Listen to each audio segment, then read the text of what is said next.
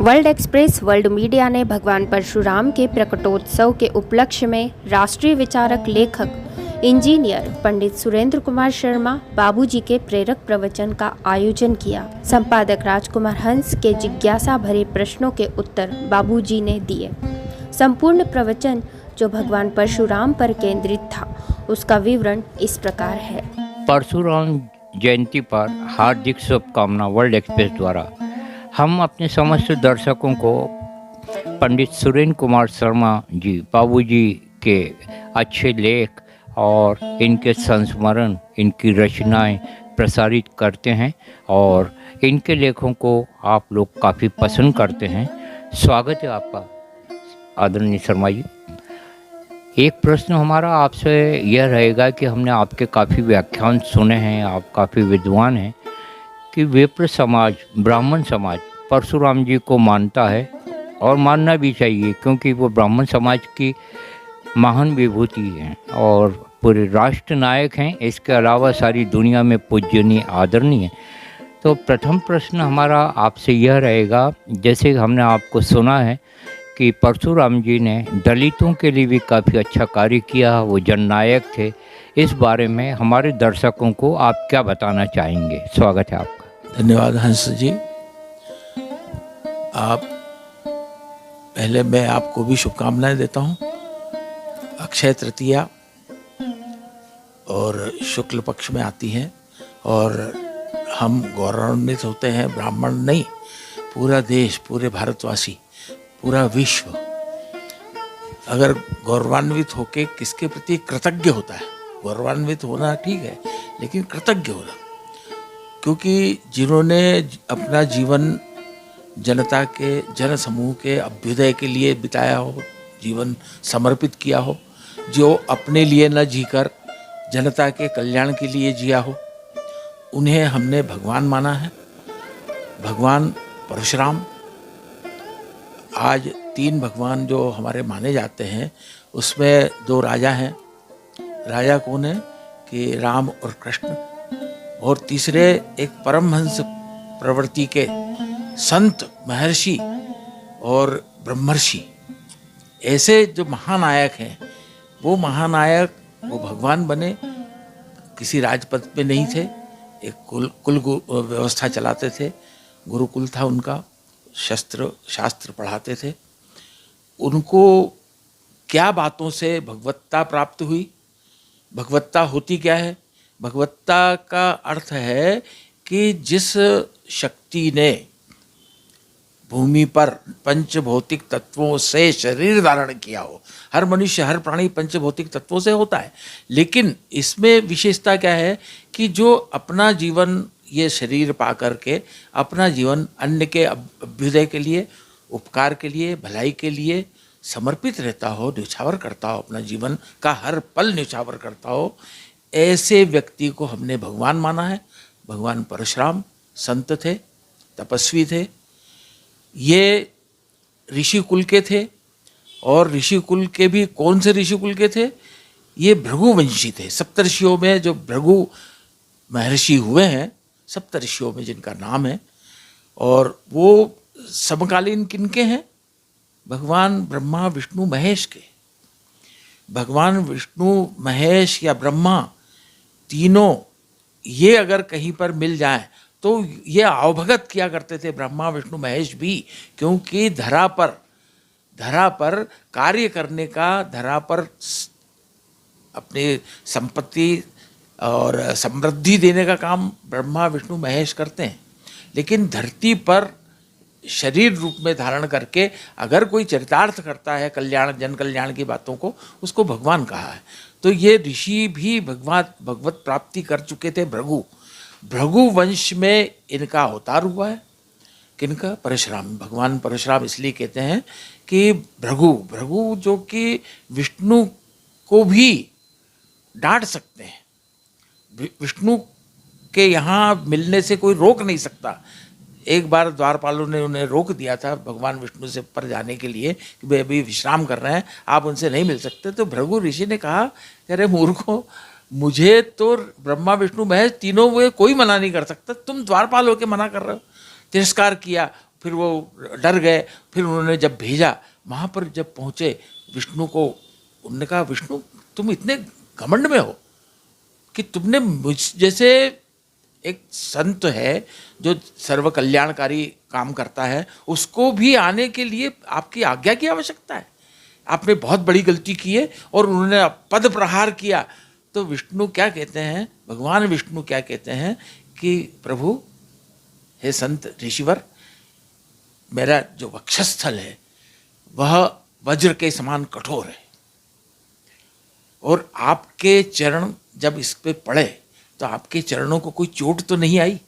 ये विनम्रता देखिए भगवान की, भगवान विष्णु की, जो ईश्वर कहलाते हैं, उनकी विनम्रता देखिए कि संत को, जो पृथ्वीवासी है, उनको क्या बोल रहे हैं कि आपके चरणों को चोट तो नहीं पहुंची, मेरा तो वक्षस्थल वज्र जैसा कठोर है भगवान, आपको बड़ी पीड़ा हुई होगी, मैं क्षमा चाहता हूँ। ऐसे भृगु पानी पानी हो गए, द्रवित हो गए, तो लोग कल्याणकारी थे। ऐसे भृगुओं के वंश में, ये पहले भृगु वंश क्या करता था मालूम है आपको? पहले मैं बता दूं, परशुराम के जन्म के पहले ब्राह्मण वंश नहीं, संत वंश क्या करता था। भृगु के वंश ने क्या किया, तो भृगु के वंश में एक योद्धा हुए, और वो ऋषि जो परशुराम के पहले हुए, वो सतयुग में हुए, सतयुग के अंतिम चरण में हुए। तो वो औरव ऋषि जब गादिन नरेश राजा के यहाँ गए, तो ये योद्धा थे, इन्हें तमाम युद्ध किए थे, अरब कंट्रीज तक इन्होंने युद्ध किया, वहाँ के तमाम राजाओं को हराया, उनके वहाँ पर भारतीय संस्कृति, सनातन धर्म संस्कृति की स्थापना की। तो उस वक्त में उनको उपहार में, जैसे अरब कंट्रीज में अरब के घोड़े, तो जब उन्होंने 1000 अरब के घोड़े गादिन नरेश, गुजरात के जो नरेश थे, उनको भेंट किए। किन्ने? औरव ऋषि ने। कौन? भृगु ऋषि के आत्मज यानी प्रपौत्र जब पैदा उन्होंने भेंट किए, वो राजा इतना हो गया कि अश्व कितने? 1000, सारे श्याम वर्ण के चमकदार आभा लिए हुए, और तरल बिल्कुल विद्युत की तरह चमकीले, और इतने देख के निहाल हो गए। एक से देख के निहाल होता हुआ 1000 अगर दिए उपहार में, तो औरव ऋषि के ऊपर प्रसन्न हुए गादिन नरेश राजा, और उन्होंने अपनी पुत्री का विवाह उनसे किया, सत्यवती का। ये देखिए औरव ऋषि, जो मैं परशुराम जी की वंश की बात कर रहा हूँ, 2 पीढ़ी पहले की बात कर रहा हूँ। फिर वो सत्यवती से जो जन्म हुआ बच्चे का, वो उसका नाम जमदग्नि, जो कि परशुराम जी के पिता थे। अब वहाँ ही गादिन नरेश के यहाँ किसका जन्म हुआ था? राजा के यहाँ भी जन्म हुआ, एक पुत्र हुआ, उसका नाम सत्यव्रत रखा, जो क्या कहलाया बाद में? विश्वामित्र। क्या कहलाया वो? विश्वामित्र। और उसी समय उसी बहन के यहाँ, बहन यानी सत्यवती, राजा की लड़की सत्यवती राजकुमारी, और औरव ऋषि से संतान हुई। वो कौन थी? जमदग्नि। जमदग्नि और विश्वामित्र का बचपन एक ही राज दरबार में बीता है, राजमहलों में बीता है।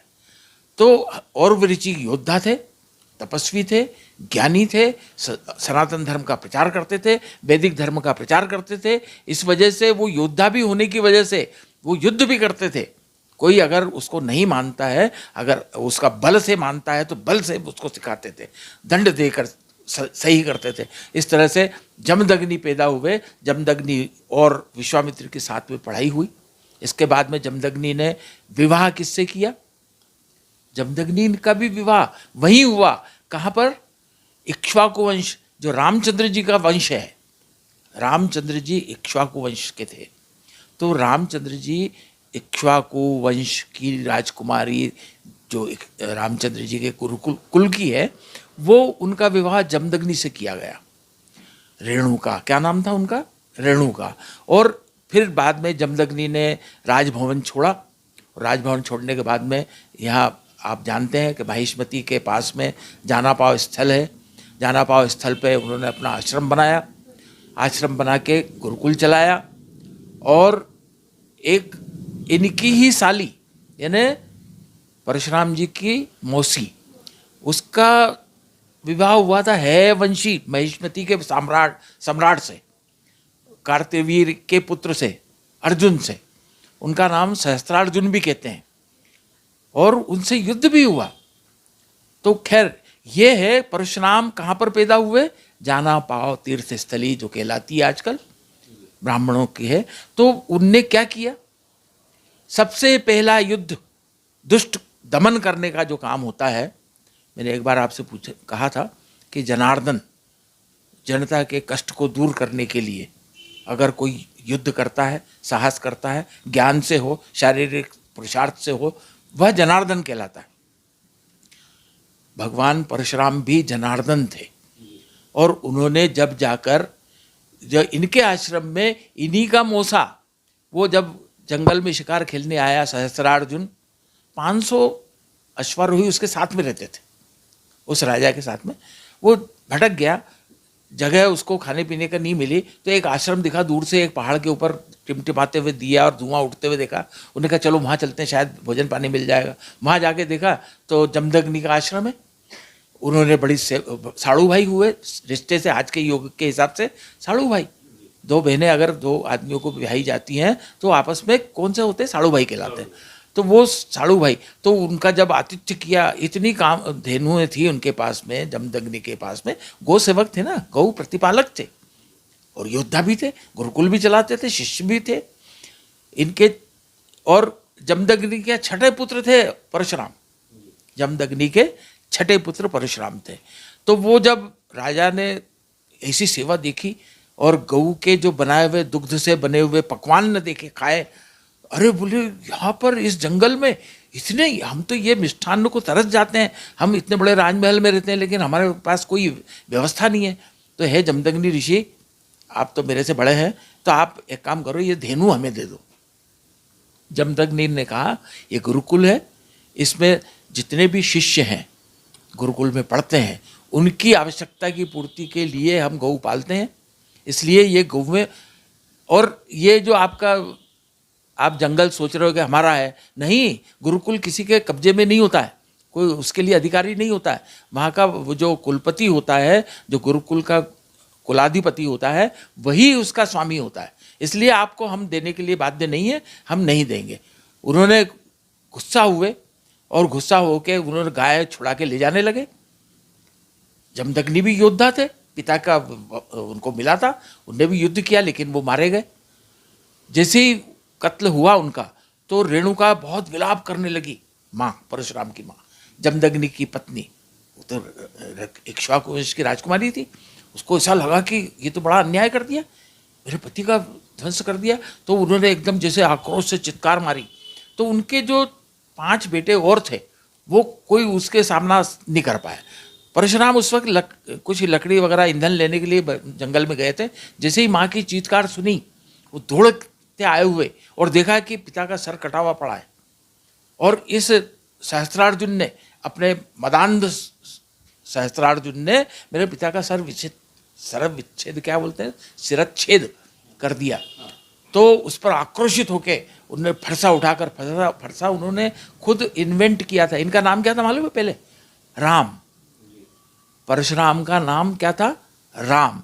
लेकिन उन्होंने कुल्हाड़ा, जैसे अपने जंगलों में कुल्हाड़ा लकड़ी काटने के लिए होता ना, इसी तरह से उन्होंने एक ऐसी कुल्हाड़ी पतले स्टील की बनाई, हल्की होती थी, जिसमें बांस का बेत लगा रहता था, बहुत हल्का रहता है और लकड़ी काटने का काम आता है। उस लकड़ी काटने के परशु से 500 उसके जो जितने भी थे सहस्त्रार्जुन के सिपह सलार, उन 500 की गर्दन काट दी। सहस्त्रार्जुन को वहीं धराशायी कर दिया। और उसके लहू से, उन 500 लोगों के लहू से जब वो सरोबार हो गया, खून ही खून तलैया में भर गया, तो उन्होंने उस तलैया में अपना फरसू धोया। वहाँ से चंबल नदी निकली है। जानापाव से कौन सी नदी है? उसको नाम है चर्मणवती। आज क्या बोलते हैं उसको? चंबल। जो पूरे मध्य प्रदेश में घूमते हुए, राजस्थान में घूमते हुए, वह यूपी के भिंड के आगे कुंवारी नदी और उसका संगम होता है और यमुना में मिलती है, इटावा के पास। मतलब यह है कि ये परशुराम ने पहला दुष्ट दमन किया है तो सहस्त्रार्जुन का किया है।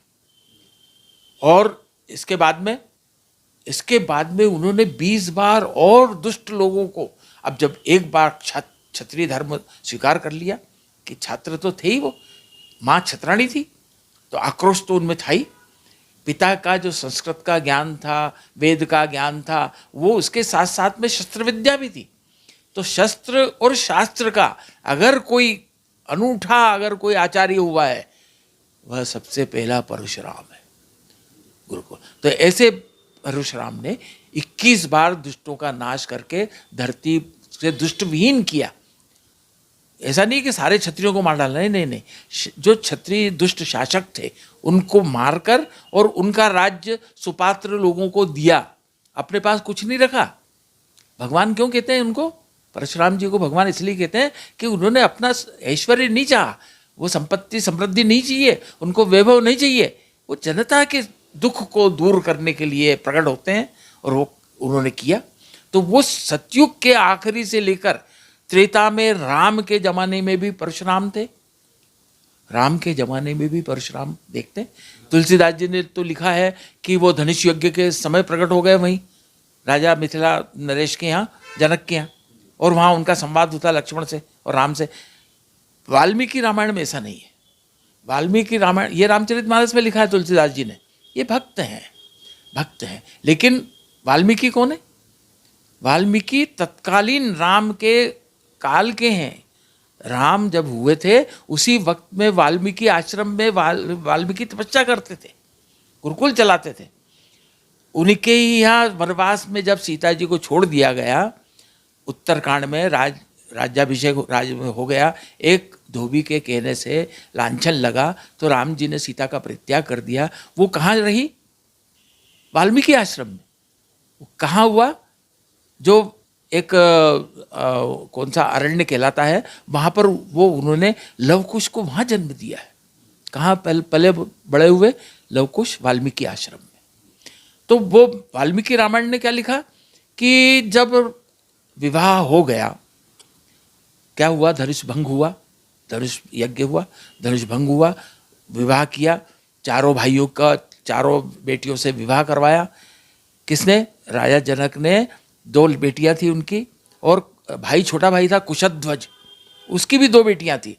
तो चारों भाई राम लक्ष्मण भरत शत्रुघ्न को चारों बेटियों से विवाह करवाया, और बारात बुलवाई दशरथ महाराज को, अयोध्या समाचार भेजा, वहाँ से वो लेने आए, बारात लेके आए। फिर बारात से जब वापस लौट रहे थे, अरण्य में जब विश्राम कर रहे थे एक जगह रात्रि में, तो एकदम आंधी और तूफान उड़ने लगा, वृक्ष हिलने लग गए, वृक्ष उखड़ने लग गए।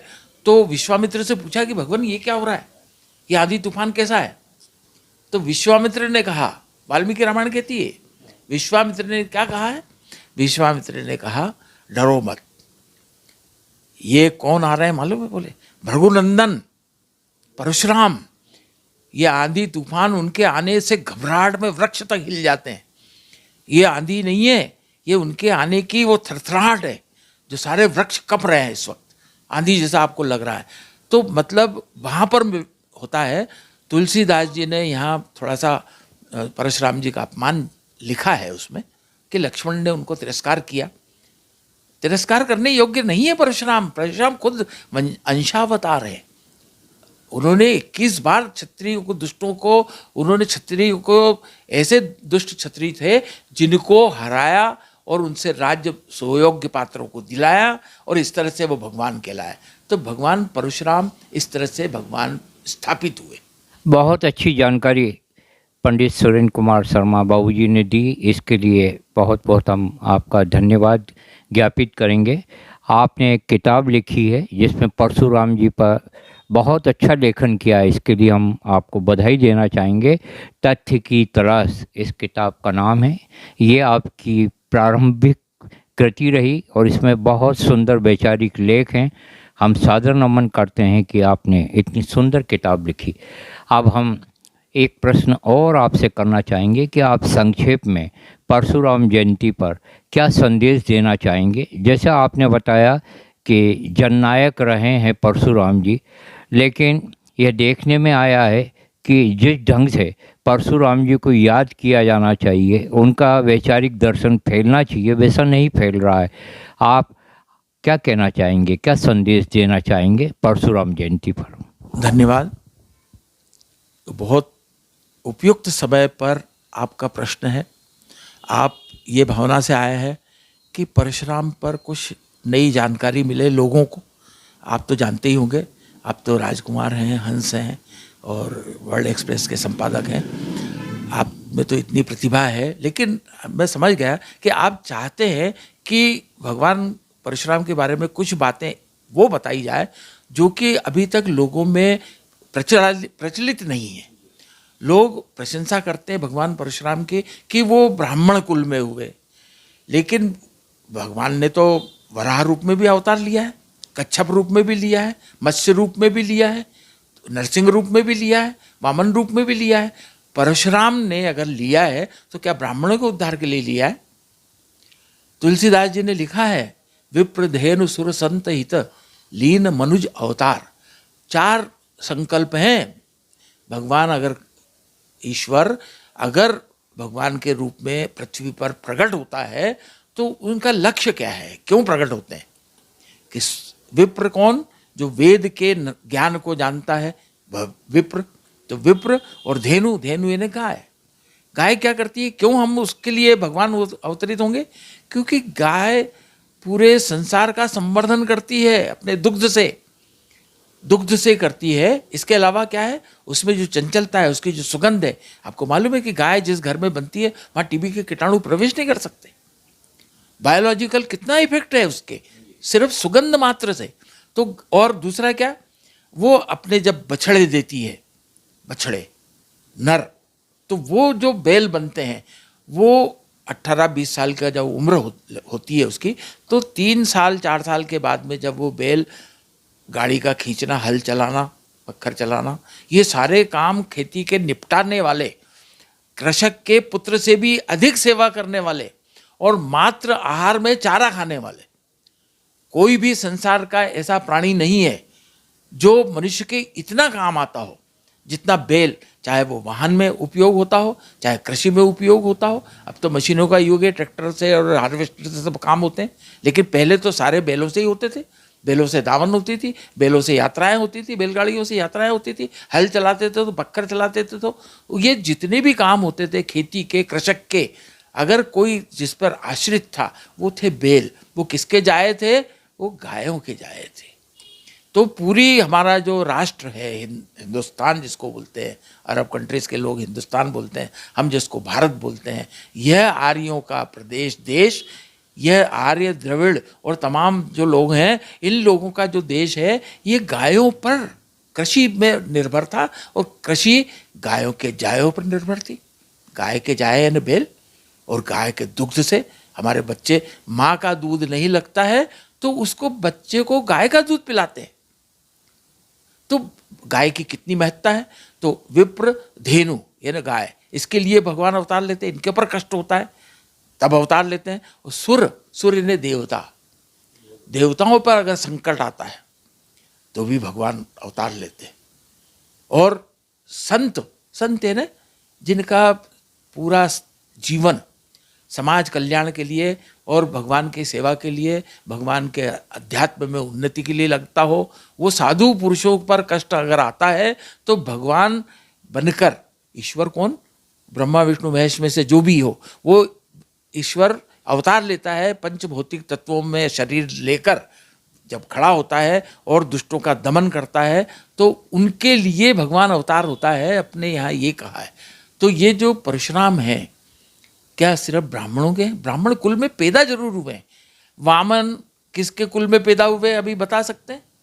अभी प्रहलाद किसके कुल में पैदा हुए? दैत्यों के। लेकिन कर्म ऐसे ही अब वराह हैं, अवतार हैं, कच्छप अवतार है। कुल देखोगे कि उनने जो किया उसकी गणना करोगे, उसकी वैल्यू करोगे, उसकी कीमत करोगे। अगर वराह नहीं होते तो पृथ्वी अस्त व्यस्त हुई, यहाँ पर पृथ्वी में सृष्टि संरचना नहीं हो सकती थी।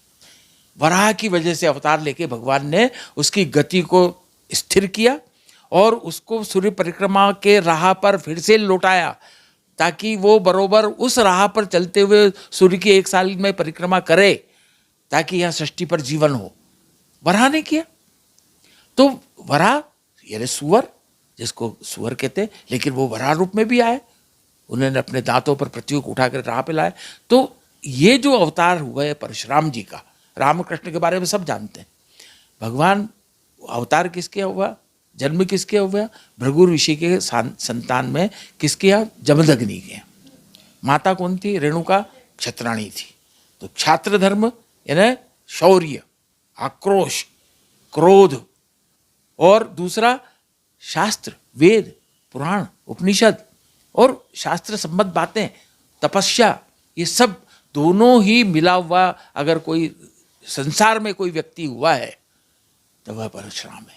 इन्होंने दीन, दुखी, गरीब, दमित, दलित, वंचित, उपेक्षित, शोषित जितने भी नाम दिए जाए, उन सब के कल्याण के लिए उन्होंने, भगवान परशुराम ने अपना जीवन समर्पित कर दिया। बच्चों को सुसंस्कृत करने के लिए गुरुकुल चलाया, उनको योग्य और बलिष्ठ बनाने के लिए उन्होंने सारे जितने भी धनुर्धर बनाए उनको। कि कौन शिष्य थे इनके मालूम है आपको? भीष्म, महाधनुर्धर भीष्म है। और कौन? द्रोणाचार्य, द्रुपद, महाराज द्रुपद, पांचाल नरेश द्रुपद, कर्ण। ये कौन थे? बलराम जी। बलराम जी के गुरु कौन? परशुराम जी। तो इस वक्त बड़े बड़े दुर्धर्ष योद्धाओं को युद्ध और क्या सिखाया? शास्त्र, शस्त्र और शास्त्र की शिक्षा देकर उनको सबल बनाया, नैतिकता का पक्षधर बनाया, धर्म की स्थापना की। जो धर्म की स्थापना करता है, धर्म के लिए अपना समर्पण करता है, उसे भगवान कहते हैं। भगवान परशुराम जी दीन दुखियों के, गरीबों के, अंत्यजों के, वनवासियों के, सबके भगवान हैं। उद्धार उनका हुआ है। ब्राह्मण कुल में जन्म लेने की वजह से हम ब्राह्मण जितने भी हैं भूमंडल पर, वो गौरव अनुभव करते हैं। लेकिन भगवान ने जीवन किसके लिए दिया था? भगवान परशुराम ने दमित, दलित, उपेक्षित, वंचित, शोषित सबके लिए। तो इसलिए वो जन जन के भगवान है, सिर्फ ब्राह्मणों के नहीं। आपकी जानकारी के लिए बहुत बहुत धन्यवाद। इनकलाब के माध्यम से धर्मवीर और कर्मवीर बने हुए आदरणीय परशुराम जी, जो राम से बने परशुराम जी, उनको हम सादर नमन करते हैं, इस अपेक्षा के साथ कि सारी दुनिया में उनको पूजा जाए और पूजा जा रहा है, और उनके वैचारिक दर्शन को फैलाया जाए। आदरणीय पंडित सुरेंद्र कुमार शर्मा बाबूजी के इन विचारों का हम स्वागत करते हैं और आपसे अपील करना चाहेंगे कि आप प्रतिक्रिया अपनी दें बाबूजी के इस व्याख्यान पर। बहुत बहुत धन्यवाद। इनकलाब जिंदाबाद। परशुराम भगवान की जय।